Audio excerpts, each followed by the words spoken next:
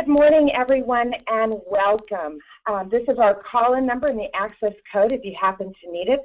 My name is Debbie Stanley, and I am joined this morning by Inga Broerman, our Chief Marketing Officer here at PACEBA, and we are so happy to have you.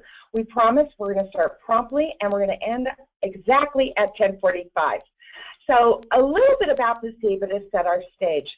So PACEBA is formed on a concept that's basically as old as time, that with more information, we could do more. And we believe that those of us working in the social good could really improve our program decisions if we knew more. We know people plus information will drive greater social impact in the world. We're a fairly new organization. We've got about 60 people, 35 engineers, some of the top data scientists in the world. And a great team right here in sunny San Diego. And as I said, we're a fairly new organization, but the concept is ageless. You know, we know that everybody involved in this great human endeavor wishes we knew more. If we knew more, we could do more. And we know that money is only a small part of what we need and what our donors and our volunteers contribute.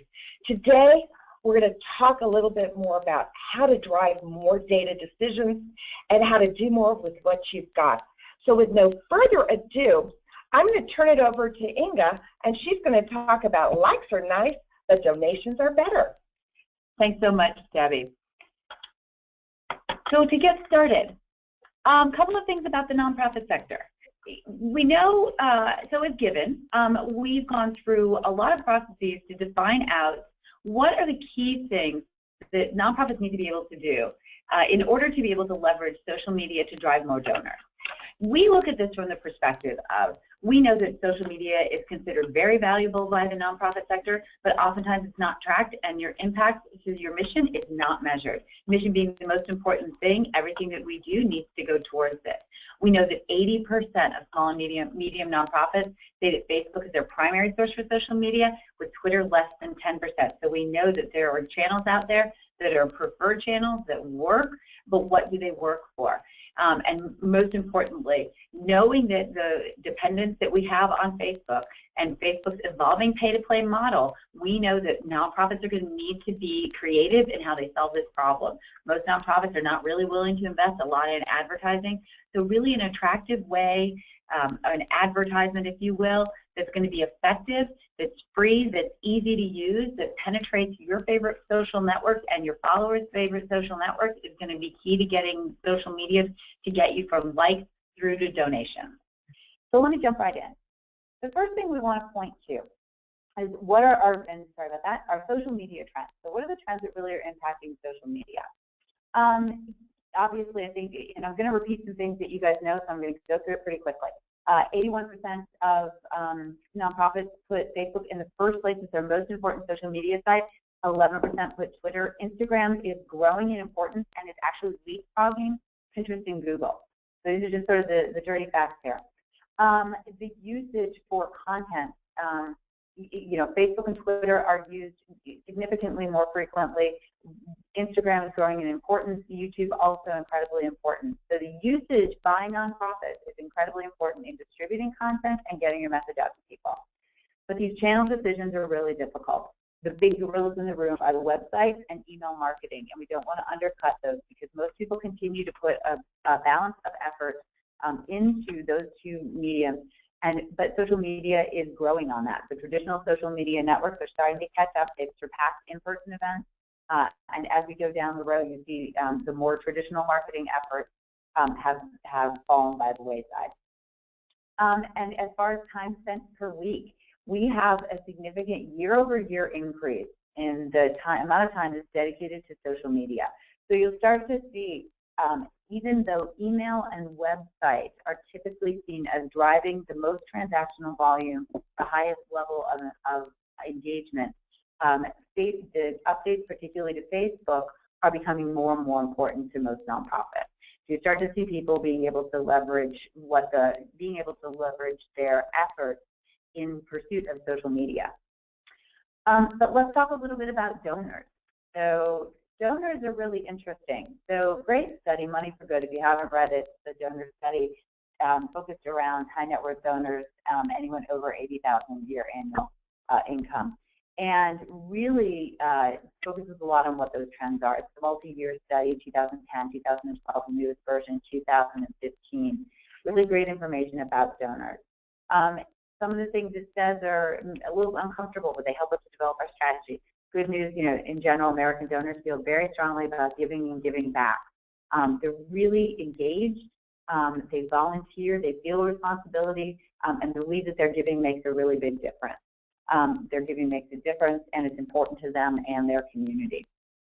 However, and we always like to add the but, donors are increasingly feeling challenged by the different about different questions around what their donations drive.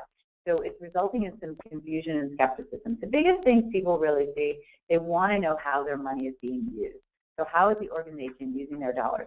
The second to that is the frequency of solicitations, and really how is that structuring across what their needs are and how they're wanting to engage with you. And it results in some pretty distinct profiles coming out about people and how they want to engage. That really are, I'm satisfied, I'm really busy and feeling overwhelmed and confused by how I want to make a decision.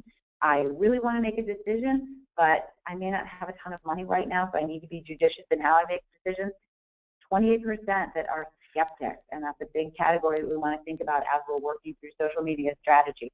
People who don't necessarily understand or have confidence in the nonprofit sector, and then another big category of 23% that are pretty significantly disengaged and don't necessarily engage with the nonprofit sector. So bear those in mind as you're working through your strategies. Because what ends up happening because of some of these questions that these different profiles have is they develop a higher level of loyalty to their primary causes, they conduct less research than they really think they should, and they go with the choosing to donate to a well-known nonprofit. So it's a little bit of saying there's a lot of noise going in, but so they revert to comfortable, familiar habits. Another big trend that we're seeing that is important to factor in here as well is the shifting population. As the population ages, the donor community does as well. So really, nonprofits need to find new ways to engage and replenish their base. And patterns of giving and engaging are different. They're just different across the board. Their satisfaction with giving is lower than people who are older, and they research more and are more inclined to do planned giving, which is a really critical factor to think about as well. The generational shift, just from going by the numbers, we see millennials are 21% intending to switch. So really they have less loyalty to the nonprofits that they typically give to and less loyalty to big brands. They actually do a much better job on seeking advice on how to give, how much to give. So they will consult with others as opposed to people who are older who don't typically tend to do that. And then as well, one of the more obvious ones is that they just research online more. So they research more, they have less loyalty, higher flexibility, and they're using online to research. One of the key things that we want to think about. And online for them, they fit rules. This is not necessarily for donors, it's in the population in total. But when we went back and said how many, when we look at the allocation in nonprofits of how people are using their time, just remember they're using it on Facebook for a good reason. Facebook has an enormous following, and it also continues to grow. It doesn't grow as fast from a numbers percentage, but it grows. But the growth there is significant across the board. And what are they doing? Really critically, online activities, and this is across all of your demographics. You're seeing all sorts of different ways to engage with a philanthropy are happening online, from anything from from signing a petition to listening to a podcast, to looking at videos or photos, to uploading a video about what they're doing, so actively engaging, to really sort of viewing information online about a charity. But social media specifically, they're doing a number of different activities that make sure that they can engage in the research and engage with a nonprofit as they're going through their philanthropic journey. So really, they're following charities, they're sharing about charities, they're fundraising for charity, and what you'll see is that, and they're following charities, the information that's being posted. You'll see in these that across the board, the Gen Y or the millennials are really much more engaged in both social and online, but particularly online. The trend that jumps out is that the generational shifts are not necessarily as significant into the boomers as you would be inclined to think. So boomers are engaging more online, maybe not as much as the Gen X's and the Gen Y's, but they're engaging in numbers that are pretty significant. When you think about it, you say you have a vehicle where you can engage with 27% of philanthropic supporters who are going to follow you and have access to your message. That's a big number across other vehicles, traditional as well as online vehicles. You may not see those numbers, so you can't rule these out as a way of getting to donors and to philanthropic supporters in all age ranges. Another huge trend that we're seeing, so shift from social to, or a social shift to mobile. And so I say that there's a little bit of a tongue twister there. But what we're trying to say here is that really the biggest trend that you're going to see is social is mobile. There's 60% of all social media activity occurs on a smartphone. 51% of people who are visiting websites are doing so on a smartphone. And then one of the up-and-coming ways people are really engaging is crowdfunding, and 17% of donations that are crowdfunded are made on mobile devices. So again, these are ways that we want to make sure that we're penetrating and factoring into our strategy as we go along. But at the end of the day, and this is something that we all know as as a nonprofit, is people give to those that they know and those that they are affiliated with. And so we can't understate that as we're going through our social and mobile strategies and our online strategies. Ultimately, at the end of the day, people are most comfortable with an organization that they have knowledge about, and they're also incredibly comfortable with being involved with an organization that actually has a connection to them. So they have an affiliation via friends or other acquaintances. Great study that Google did this year, and this really, again, just sort of amplifies what we're talking about. 46% of donors are researching on social network sites. So I sort of say, laughingly say, only 46%, well, 54% are, going to the website.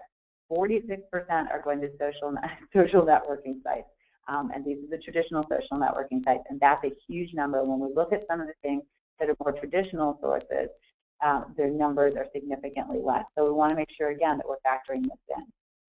66% find social networking sites useful. Again, this is another big number to consider. This isn't something where people go there, they try to engage, they're getting turned off, they're going away. This is something that 2/3 of people really see this as a valuable tool in their research process as they're going towards donation. Really key findings on this, though. 57% make a donation after watching an online video. That's one of the really important things that we want to think about, is how does that play into your strategy. Number two, really 81% think impact is the most important factor. So how can you show in what you're doing in online and in social the impact that you're having on a regular and routine basis? Mobile, again, being one of the key things. 1 in 4 are actually doing research on mobile, which is a number that's gone up tremendously. And they're doing it for organizations that they weren't previously aware of. So it isn't an issue of saying, I just need to connect with them on mobile. You need to be in a place where they can discover you. Reviews are increasingly important, and particularly important on mobile, which is some of the key trends with there. And then 25% are completing donations on mobile devices. So again, something not to forget. Social media. Social media exerts, then, over and above everything else, a strong influence over giving decisions within peer networks. One of the things that we really want to focus on, because there's a lot of challenges with getting to donors in direct solicitations online or via any channel, but there's a huge network effect that occurs, and the research shows that 70% would take action after seeing a friend's post about giving. That's a huge number when we think about it, 70%. If we had that sort of effect with all of our other marketing efforts, we'd be home great. More than 1 in 4 would donate to a charity if asked by name, and 1 in 5 would make a donation after seeing a friend's post. So these are some of the network effects that we want to factor in as we're building out our social media strategy. Because likes are nice, but there's a couple of things that are going against us. I love this UNICEF campaign. Likes on Facebook and will vaccinate 0 children against polio. It was one of my more favorite campaigns because what it really stressed was we need to make a connection between our social media and what we're trying to accomplish, so donations and mission. And then again, we're seeing that disconnect here, saying the most important metric that nonprofit content marketers use that are primarily using social media is really, it's a very diffuse number and doesn't necessarily align to increased fundraising. We also see a disconnect of purpose in our organization. So when we walk through how the different players in our organization see social media playing into the efforts that we're working towards, communication professionals tend to lean really hard towards community engagement and branding. So really, they're trying to build up what that community is and get people involved and get the brand message out.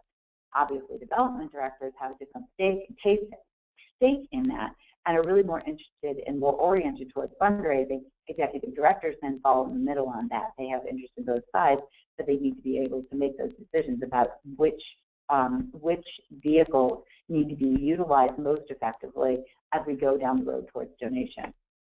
And here's another stat that is going to sound odd here. So we know we have more online giving, and in all of our marketing efforts, we typically say online is the best way that we can attribute our marketing efforts to our marketing results to actual efforts. So we say online is the most trackable thing that we have, except, and this is according to Blackbaud, what we're seeing is half or more of online income is unattributable. What that means, so we can say, yep, they came to my website and they donated, which is great. So they, online giving. What we can't see is where that started from. There is a disconnect. We don't know. Did they see your message on a social network, or are they responding to a direct mail piece that you sent out? Have they seen an advertisement that you have someplace? Have they been talking to a friend of yours about this? Did they have connection with an event that you did? Those things become very disintermediated in the online perspective. So we can't necessarily say everyone who came to online came there through an email campaign, because we look at numbers and say, the disconnect between the number of people that say that they're coming from an email campaign and what our actual metrics are showing, they don't line up. So we have to understand that in the old days, in the good old days, back when we did some direct mail campaigns and we did all of the different traditional solicitations that we did, we could really attribute almost all of those donations to where they came from. It was white noise was what we called it, those couple percentage points that didn't necessarily align to a specific marketing effort that we had done. Now it's up to 50%. So these are the things that factor how we make decisions. And then really probably the bigger one that we need to think about now is what do people consider acceptable solicitation channels? So what are the ways that we can reach out to people that are acceptable to them? We know things, friends fundraising. Pretty much everyone is pretty happy if a friend's child comes and solicits them. Again, friends doing that as well. A letter or a message from an organization that you know, or an email, listening on radio and TV, all of these are considered to be pretty acceptable forms of solicitation. A message via social media, so that direct solicitation is not necessarily considered to be acceptable. So you tend to have people be less focused be less accepting of either a direct message or of a direct solicitation online. So what do we do with that? Because, as you were saying, donations are better. So recommendation number one, this is, stick with me through the science on this one because it's going to sound a little odd. What you need to do essentially is look at how you harness your supporters to build support in their network. So of those people who you have in your network, we know that recommendations for nonprofits come from friends oftentimes. How do you leverage your network to be able to speak to their network? How do you encourage them? You need to encourage them to spread the news of their good work. They need to be clear that you want them to talk about what they're doing so that they can then pull other people into that. You want to avoid those direct solicitations in favor of really amplifying your supporters' voices, and you really want to identify who your key influencers are and build an influencer strategy around those. So you want to know not just who's in your network, but who's sharing what you want them to share, who of their networks are sharing what you want them to share, and then who are driving donations from those.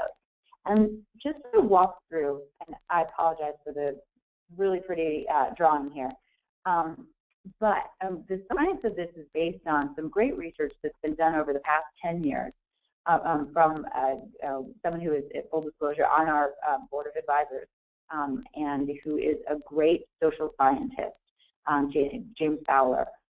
The studies that Dr. Fowler has done show is this concept of irrational generosity can be amplified, not just in the first level, but the second level and the third level. And to explain, they ran a scientific experiment that was to show cause and effect of if somebody, so level one, Lucas, plays a game with 4 other people in his network. And in that game, they're asked to contribute a certain amount of money. And there's no rules around that. They contribute more or less, but the money gets divided up at the end. So who's irrationally generous in that pool? So contributing over what you think that the minimum is going to be, or over what you think the average is going to be irrationally generous. So when Lucas does an irrationally generous act and contributes more, then what happens is other people in the game will take that message to their next game that they play, and they'll be irrationally generous. And then the people who they play with take that, and then they actually create more generosity from there. So the effect of the network on amplifying, the original work was done around happiness, and it spread to generosity. So the key is that if you can get your supporters to be more generous, and all they have to do is talk about it. They don't have to ask others. You don't have to tell others. They just have to say, I like this organization, and I'm generous with my time, energy, and effort. It's a great way to get people involved without directly soliciting them. And it leverages the things that they want to leverage. Because there's this great concept that I'm sure everyone's pretty familiar with of the idea of social proof. It's become more and more predominant, and it's always been around. So it's always been there, of the concept that you're going to conform to the actions of others under the assumption that those actions are reflective of the correct behavior. But really interestingly, in an online environment, how does that work? Dr. Fowler's research shows that it does work in an online environment, but the things that are really critical for us, we see the wisdom of friends as social proof, the wisdom of crowds as social proof, and then user social proof, which really revolves around reviews reviews and ratings. So being able to look not institutional ratings, but actual ratings from users in the system. So it's a big way that we can look at building out this structure that uses social media for what its best uses, but doesn't necessarily get into that category of what people think is an unacceptable solicitation. So the way we do that is we really want to provide opportunities for our supporters to share the news of their good work really at every pass. A lot of people have widgets, and I won't name any names, that just let you say, hey, share this, or put this out. And they're a little clunky. They're not necessarily, they don't necessarily carry your brand with them. They don't necessarily have that visual effect that people tend to find most impactful on social networks. So you want to be able to create an experience that does that, that has an attractive interface, that carries your brand message, but that's available for your users to be able to share at those points where they're interacting with you. So making sure your thank you page, this is a great study that was done on 32 different nonprofits landing pages, and it was a really interesting take on really how few are leveraging this concept of network in order to spread the news of their good work. So it's the first thing that you can really do is make sure that you're building that into your strategies. Number two, really it's around multi-generational strategies. Most of the data shows, we know that Gen X and Gen Y are up and coming. But at the end of the day, we know also that the odds are strong that your next donor is going to be a boomer. So you want to make sure that your strategies that you're employing are multi-generational, that they're really not just focused either solely on social media or not focused solely on direct mail, but really involve these multi-generational strategies that speak to all of the different ways that people are consuming media. Multi-generational, again, in this effect, it really means integrated campaigns. So what you see in here is that, generally speaking, I love the statement, the generalization that definitely deserves to be laid to rest is the notion that digital is for young people and offline is for old people. You see across the board on every single category, with the exception of the matures, which are really the above the boomers. You see across the board that they're both interfacing online and offline, and that generally speaking, you're going to get your better effect by being able to touch them in all of the different places. The social network sites have a great following in total, particularly in Gen X and Gen Y. They fall off in the older ages, but that doesn't mean that they don't have the effect, and this is where the network effect comes in again, is that even though you're touching the Gen X's and the Gen Y's, you are also touching the people that they touch if you implement the appropriate ways to touch them. So you still get to be able to impact your boomers without actually forcing them into an interaction that they may not necessarily be more predisposed towards. But on the flip side, you also see that that information in the mail, that is still popular across the board, that even Gen X and Gen Y are actually opening and responding to the information that they're receiving via direct mail. So you can't necessarily walk away from any of them. Face-to-face events always retain their popularity across the board. What you're doing really has to be an integrated effort. Additionally, it also has to be integrated from a call to action perspective. So we know that volunteers are, and I had the statistic this morning in my head and now it's gone, but there's it's something like twice as more likely to donate than people who aren't volunteers. You're going to continually get a bigger bump with donations, getting people to volunteer, getting people to your events, getting people to your offline experiences, even just getting people to your website. The more engagement you have with those, the higher the propensity to convert. And social media, being the great tool it is for brand and engagement, is a great tool to drive those interactions. And again, we keep going back to that statistic about 50% of what we're seeing is not necessarily attributable. You need to be able to invest in those different formats so that you can continue to leverage the amplifying effect. Recommendation number 4, peer-to-peer is growing in importance. And I put this in there simply because it's such an amazing way to be able to use that network effect, and it's such an important growth right now in the industry. So we see a lot more people engaging in these activities, and we see it across all of the different generations. So even through the matures, you're still seeing people who are fundraising on behalf of an organization or participating in the Run Walk events. They're critical pieces of your puzzle, and they're very highly influenced through social media and the network effect that we're highlighting. And then last really is recommendation number 5 is crowdfunding data as well. Crowdfunding being very similar in its nature to some of the peer-to-peer is that you're really looking at amplifying networks to be able to drive donations through crowdfunding. You're seeing you see an intense drop-off obviously to get towards the matures, but when we're seeing 13% of boomers saying that they're likely to give, That's a big number. We can't ignore it. I know we say it's only 13%, but actually it's 13%. That's a good number.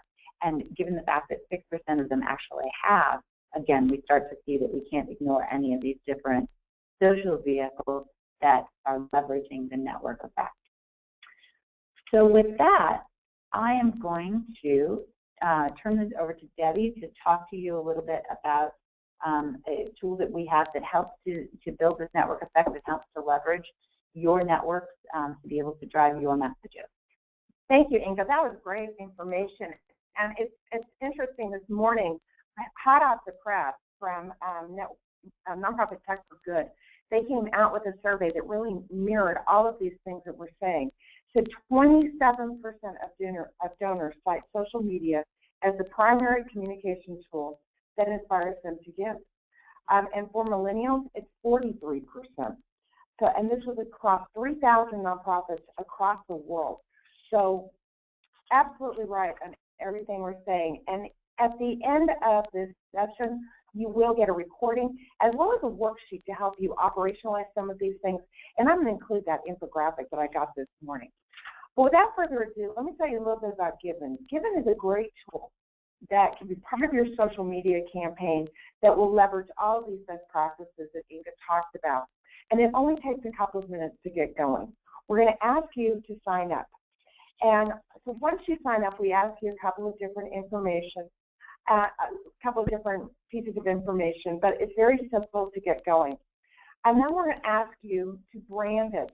One of the things that Inga talked about several times is the disconnect between the message and disconnect that happens in social media. You know, several of you on the line know that I came from Blackbaud. And the biggest complaint that we got in the crowdfunding system within Blackbaud was the loss of branding, the loss of the nonprofit voice. And Given amplifies that. The first thing you're going to do when you sign up is you're going to name your campaign, and you're going to upload an image and your logo. So that image can be anything. It can be, you know, this is my son playing football, by the way. It can be, you know, an event. It can be a peer-to-peer campaign. It can be a general donation, whatever picture resonates and that you want out there in the media. And then number two, we're going to ask you to create an impact statement. So more and more funders are asking, you know, what is my $20 going to do? What is my $2,000 going to do? So we give you that opportunity to put that in there, and you can enter into up to 10 amounts. Now, I hear from a lot of medical organizations that say, hey, Deb, you know, I need $5,000 to make a real impact, but I need all those small gifts that add up. So this step is optional. So you can skip it and just create your visually pleasing postcard. And that's pretty much it. You have created your postcard. So 2 simple steps and you're done. Then we're going to give you 3 different ways to share it. First of all, there's a URL. You can copy and paste that URL and send it out in a thank you page, send it out in an email, variety of ways that you can share that URL. You can also cut and paste that script onto your thank you page that creates, as Inga recommended, that branded, beautifully, visually pleasing postcard at the thank you page. Right at the moment of giving is the best time to amplify their voice. So we're going to provide you that information. And then the third way is, Inga mentioned that share this button. Well, we have a share this button too, but it's really share the good. And it's branded to your organization. So when somebody clicks on that URL on the pop-up or on the button, this is just an example of how you can integrate that URL into your automated thank you note. Now, all of you use probably everything from PayPal to Blackbaud to Greater Giving, every different payment system under the book. But generally, you will have access to edit this copy. So if you're not in HTML or don't understand JavaScript, you could just embed that URL, or you could put in that script. Again, only take you a second, you get that shared out. Then when they click on that, oh, there's an embedded JavaScript where it will pop up that postcard. Now, when they click on that, it brings the donor to the postcard that you created and give it. So you see it's got the football. It says, I gave $50. That was one ticket to the game. The URL directs to the website where my friends can buy tickets. So I'm saying, I'm going to the game, click here and buy your ticket. I can share it with Facebook, Twitter, and LinkedIn with one click of a button. Because we know that the easier it is to share, the more sharing that will happen. So given also auto-generate those images and those pictures and that postcard to fit within the social media parameters that Facebook, Twitter, and LinkedIn represent. So it's very simple. With one click, they have shared out into their social networks. Now, when they click that button, it takes them to the donation page or whatever page you want them to go to. It can go to Eventix, it can go to Petition, it can go to an Action, it can go to peer-to-peer, it can go anywhere you want. I always tell our customers that you are only limited by your own creativity. So one of the questions I always get at this point is, well, that's great, Deb, but how does it share out? Well, when the donor clicks your postcard, we use industry standard authorization tools to ask them to create an account using their Facebook, LinkedIn, or Twitter. And most of our donors are good with that because they want to support and they want to amplify your voice. So they're going to log in, they're going to create an account. And the beauty for the donor is it's always free for them, and it gives them the ability to really track their contributions, track their profile across all of their networks. You know, we talk about social proof, and more statistics are showing us that donors don't want to just be noticed for the dollars that they give. They want to be noticed for everything that they do. They want you to hear their voice. I was talking to an organization just yesterday, and they said that they love Given because it allows them to put in the hours that they donate. They've got a lot of teens and a lot of millennials, and they can't give big dollars, but they're tracking their volunteer hours, and they really love it. They love to see that difference that they're making, and that their friends are coming out to help as well. So they've created kind of a little competition between those teams. So, hey, you're bringing 3 friends and have got this many sparks on Given. Let's see what you can do. So it really creates this real profile of giving, really tracks their influence. You know, we talk a lot about time, talent, and treasures. Well, now we've added the voice, and that is so impactful for the donors. One of the things that I want to bring up as well, and this is a little hint that was shared with me by a customer, is when you create the social profile for your organization, this is a great way to link your Facebook, your Twitter, and your LinkedIn account to your social profile for your organization. So just as we encourage our peer-to-peer and our DIY fundraisers, be your first donation, be your first share. Once you create your postcard and you've created your Given account, do that second step and create your social profile, and then link it to your Facebook, your Twitter, your LinkedIn account, and do that first share. You'll be amazed at how quickly it can amplify. We also allow you to create multiple campaigns for your donors to choose from. You can create up to 5 campaigns, and each campaign will have a separate redirect and a separate impact statement. So you can have something for, you know, your children's charity or your children's home, as well as for your elders feeding program, whatever works. And as Inga was pointing out, different strategies will work with different audiences and different segments. So you can create different campaigns to redirect to those people. One of the things that you're going to receive probably tomorrow is a worksheet that's going to teach you how to segment for those generational in a lead into our webinar next month. It's going to be setting a social media calendar. So those 5 campaigns can help you segment between your audiences. I also want to point out, we talked about the share this. So this is how that website button would look on your website. Spread the good, when they click on that button, it takes them to that postcard. That postcard shares just like that, easy peasy, and your voice, your message is out there. We also understand, as Inga pointed out, 65% of giving and interaction is done mobile. So giving goes everywhere with you.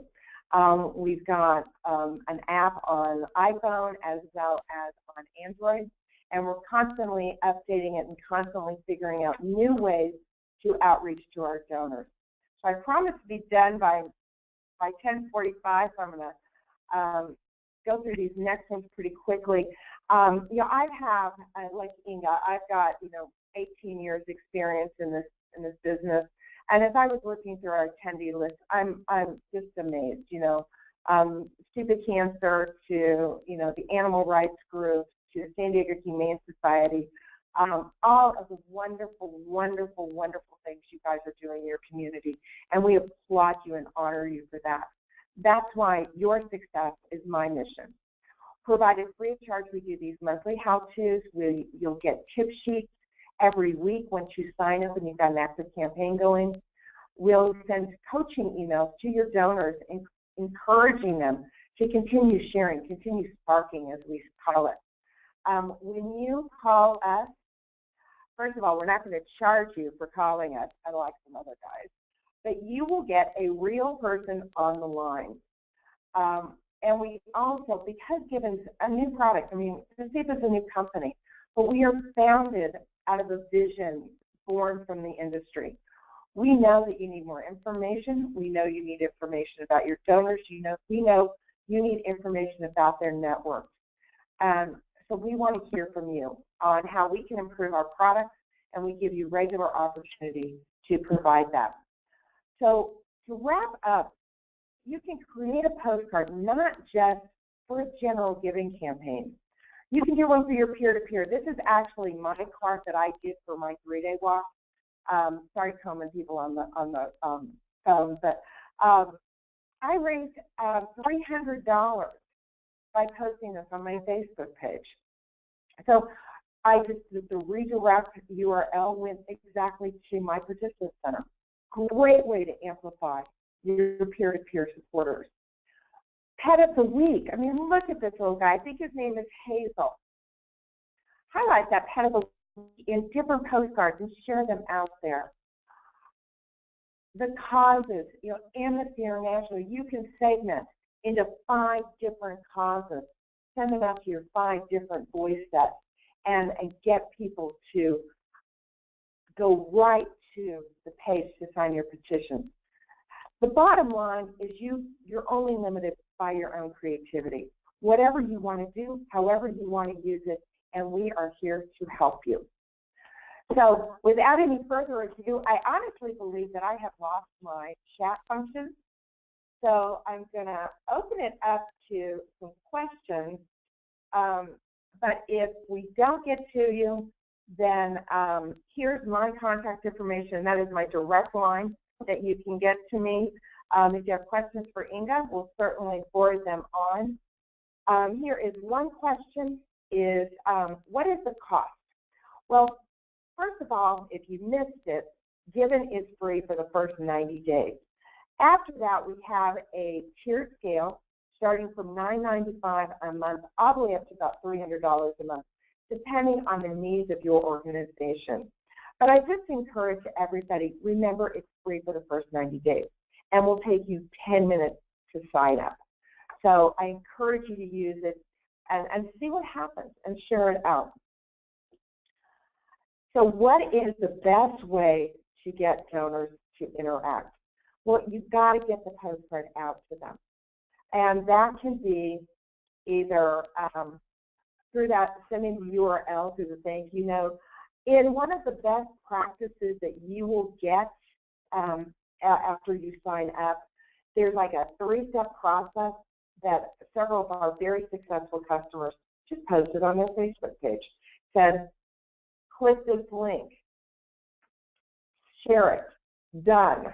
So it's very simple, and that just means getting it out in your social media, getting the word out. Like Inga said, it's all about asking. If you ask for that support, donors are more than willing to do if you ask. So in closing, we ask you to sign up for Given. Use this as part of your social media strategy, and join us next month when we talk about creating an integrated marketing campaign for 2016. And thank you all so much for joining us.